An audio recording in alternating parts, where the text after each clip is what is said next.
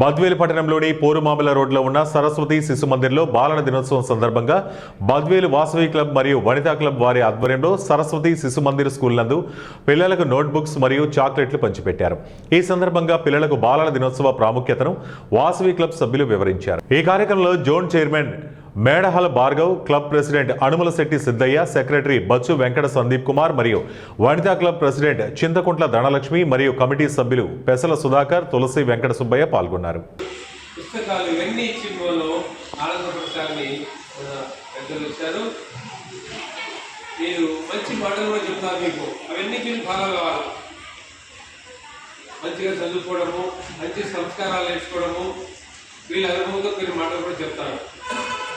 ఇవన్నీ మీరు కూడా నేర్చుకొని గొప్ప వాళ్ళు కావాలి. ఓకేనా? శుభాకాంక్షలు పిల్లలందరికీ.